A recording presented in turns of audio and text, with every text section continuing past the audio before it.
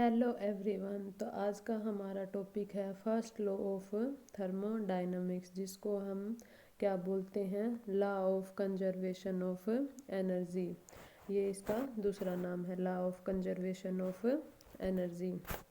अब इसके अंदर हम क्या करते हैं, सबसे पहले हम कंसीडर करते हैं एक सिलेंडर जिसके अंदर गैस भरी हुई है और क्या लगा हुआ है, एक पिस्टन लगा हुआ है जो कि मूवेबल है, यानी ऊपर नीचे ये मूव कर सकता है। तो ये जो मूवेबल पिस्टन, सिलेंडर और गैस है, ये हमारे क्या बनाते हैं, तीनों मिलकर एक थर्मोडायनामिक सिस्टम बनाता है। अब जो हमारा बच गया वो जो इसके सराउंडिंग में है, उसको हम वो क्या हो गया, सराउंडिंग हो गया। अब हम क्या कंसीडर करते हैं कि जो हमारी गैस है, इसकी जो इनिशियल इंटरनल एनर्जी है वो कितनी है, U1। इंटरनल एनर्जी क्या होती है, काइनेटिक एनर्जी प्लस में पोटेंशियल एनर्जी। तो ये एक हमारा थर्मोडायनामिक सिस्टम हो गया। अब हम क्या करते हैं, जो ये हमारा सिस्टम है, इसको हम Q amount of heat provide करते हैं। अब हमने क्या करी, इसको हीट प्रोवाइड करी, तो जो हमारे गैस के पार्टिकल है उनको क्या मिलेगी, एनर्जी मिलेगी। इस हीट की वजह से उनको एनर्जी मिलेगी, तो वो क्या करेंगे, वो इधर उधर मूव करेंगे। अगर वो मूव करेंगे तो वो क्या करेंगे, अगर ये गैस पार्टिकल मोशन में है तो ये रैंडमली मूव कर रहे हैं, ये जो सिलेंडर की वॉल है इसके साथ में कोलिजन करेंगे, और जो हमारा ये पिस्टन है इसके साथ में भी कोलाइड करेंगे। अब जो ये हमारी सिलेंडर की वॉल है ये तो फिक्स है, यानी ये इसका हमारे सिस्टम जो हमारे गैस पार्टिकल है इसके साथ में कोलिजन कर रहे हैं तो कोई इफेक्ट नहीं पड़ेगा। लेकिन जो हमारा पिस्टन है ये क्या है, मूवेबल है। तो जो हमारे ये गैस के पार्टिकल है जब इसके साथ में कोलाइड करेंगे तो इसके ऊपर प्रेशर लगाएंगे या फिर फोर्स लगाएंगे, तो ये सिस्टम जो ये पिस्टन है ये क्या करेगा, हमारा ये मूव कर जाएगा थोड़ा सा ऊपर।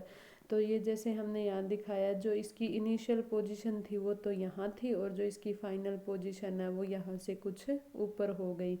तो क्या हुआ, जब हमने सिस्टम को क्यू अमाउंट ऑफ हीट दी तो जो हमारे सिस्टम के पार्टिकल्स थे उनकी एनर्जी इंक्रीज हुई।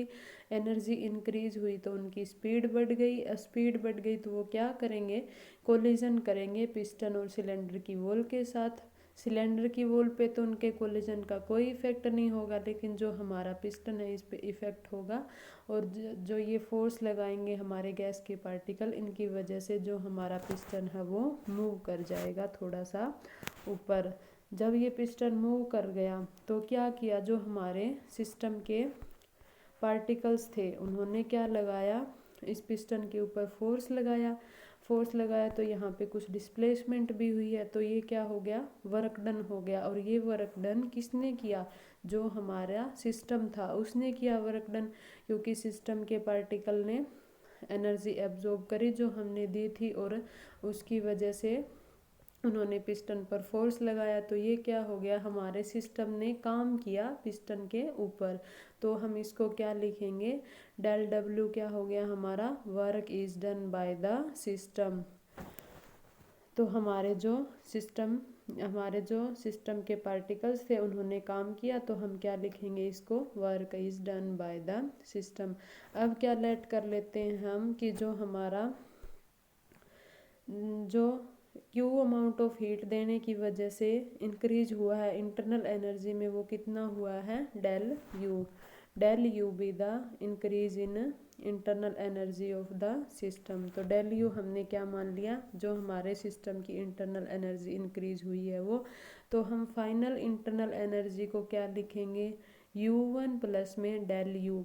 U1 क्या थी, जो हमारी इनिशियल थी, और डेल यू क्या है, increase in internal energy of the system. So हमारे सिस्टम की फाइनल का इंटरनल एनर्जी क्या हो गई, U2, जो किसके इक्वल है, U1 प्लस में डेल यू। तो हम क्या लिख सकते हैं कि जब हमने क्यू अमाउंट ऑफ हीट दी तो वो कहाँ कहाँ यूज़ हुई, एक तो इंक्रीज इन इंटरनल एनर्जी में और दूसरा वर्क डन में। तो हम क्या लिख सकते हैं, Q is equals to del U plus में W। तो ये क्या हो गया, कंजर्वेशन ऑफ एनर्जी हो गया, कि जितनी अमाउंट ऑफ हीट हमने दी वो सारी की सारी यूज़ हो गई दो जगह पे। एक तो जो हमारे सिस्टम के पार्टिकल्स थे उनकी इंटरनल एनर्जी इंक्रीज हो गई, और सेकंड हमारे सिस्टम ने क्या किया, वर्क डन किया। तो ये हमारा क्या हो गया, फर्स्ट लॉ ऑफ थर्मोडाइनमिक्स। जो ये सेकंड है, del Q is equals to del U plus में डेल डब्ल्यू, ये क्या है, इसकी डिफरेंशियल फॉर्म है फर्स्ट लॉ ऑफ थर्मोडाइनमिक्स की। अब अगर हमें इसकी डेफिनेशन देनी हो तो हम कैसे दे सकते हैं कि जो हमने हीट ऐड करी सिस्टम के अंदर वो किसके इक्वल है। एक तो इंक्रीज इन इंटरनल एनर्जी, और सेकंड क्या है, जो हमारे सिस्टम ने वर्क डन किया, work done by the system. अब हम इसकी सेकंड डेफिनेशन है वो कैसे दे सकते हैं, यहाँ से हम डेल यू को क्या लिख सकते हैं, क्यू माइनस में डब्लू। तो हमने क्या लिखा, डेल यू को क्यू माइनस में डब्ल्यू लिख दिया। अब हम इसकी दूसरी डेफिनेशन कैसे दे सकते हैं कि change in internal energy of the system किसके इक्वल होगा, is the difference of heat added to system and work done by the system. तो ये हमारा क्या हो गया, फर्स्ट लॉ ऑफ थर्मोडाइनमिक्स की सेकंड डेफिनेशन की change in internal energy of system किसके इक्वल होगा, difference of heat added and work done. तो ये हमारा हो गया फर्स्ट लॉ ऑफ थर्मोडाइनमिक्स। अब अगर हम देखें तो इसकी डिफरेंशियल फॉर्म देखते हैं, फर्स्ट लॉ ऑफ थर्मोडाइनमिक्स की डिफरेंशियल फॉर्म क्या होती है। तो डिफरेंशियल फॉर्म मैंने ऊपर लिखी थी, del Q is equals to D U plus में डेल डब्लू। अब जो डी है वो हम किसके लिए यूज़ करते हैं, एग्जैक्ट डिफरेंशिएशन के लिए, और जो ये डेल्टा है ये हम किसके लिए यूज़ करते हैं, इन एग्जैक्ट डिफरेंशिएशन के लिए। जो एग्जैक्ट डिफरेंशिएशन होता है वो किसके लिए होता है, पाथ इंडिपेंडेंट क्वांटिटीज़ के लिए, और जो हमारा इन एग्जैक्ट डिफरेंशिएशन है वो किसके लिए होता है, पाथ डिपेंडेंट क्वांटिटी के लिए। यानी जो जो प्रॉपर्टी हमारी पाथ डिपेंडेंट हो उनके लिए हम डेल्टा यूज़ करते हैं, और जो क्वांटिटी हमारी पाथ इंडिपेंडेंट हो उनके लिए हम डी यूज़ करते हैं। तो अब हम देखेंगे हमारा नेक्स्ट टॉपिक क्या है, what is state function and path function.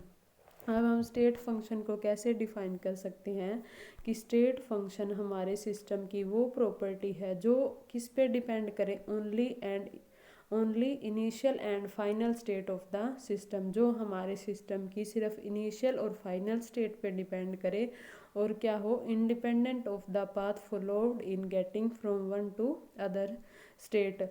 और जो पाथ फॉलो हुआ है एक स्टेट से दूसरी स्टेट में जाने के लिए, जो पाथ फॉलो हुआ है उससे क्या होंगे, इंडिपेंडेंट।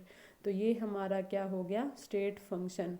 तो state function is defined as a property of system that only depend on initial and final state of system, और क्या हो, and is independent of path followed in getting from one to other state. तो state function क्या हो गए हमारे, वो function जो सिर्फ इनिशियल और फाइनल स्टेट पे डिपेंड करे, और जो पाथ फॉलो हुआ है एक स्टेट से दूसरे स्टेट में जाने के लिए उससे क्या हो, इंडिपेंडेंट। तो अब हम अगर इसके एग्जांपल देखें तो वो क्या है, एक तो है इंटरनल एनर्जी, एंट्रोपी और टेम्परेचर, ये हमारे क्या होगी, स्टेट फंक्शन के example.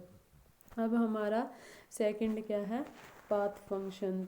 Path function depend on the path followed in getting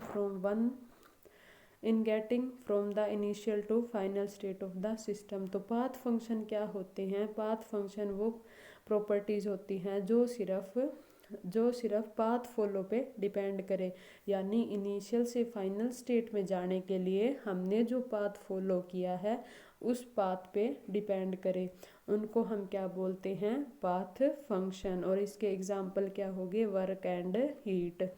जैसे कि वर्क डन है, अब हमें एक स्टेट से दूसरी स्टेट में जाना है, जैसे यहाँ से यहाँ तक जाना है, तो ये डिपेंड करेगा कि हमें यहाँ से यहाँ तक जाने के लिए हमने कौन सा पाथ चूज किया है।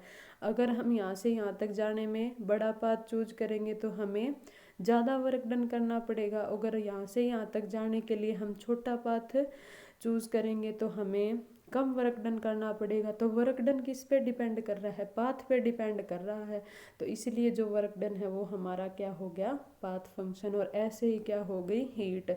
अगर हमें एक स्टेट से दूसरी स्टेट में जाना है तो यहाँ से अगर हम पाथ को ज़्यादा बड़ा ले लेंगे तो हमें ज़्यादा अमाउंट ऑफ हीट रिक्वायरमेंट होगी, अगर हम पाथ को छोटा लेंगे तो हमें कम अमाउंट ऑफ हीट की रिक्वायरमेंट होगी। तो ये हीट भी इस टाइप से क्या हो गया, पाथ फॉलोड। यानी हीट किस पे डिपेंड कर रही है, पाथ पे। अगर हम पाथ बड़ा लेंगे तो जो हीट का लॉस या गेन है वो ज़्यादा होगा, अगर हम पाथ को छोटा लेंगे तो जो हीट का लॉस है वो कम होगा। तो ये वर्क और हीट इस टाइप से हमारे क्या हो गए, पाथ फंक्शन। तो थैंक यू।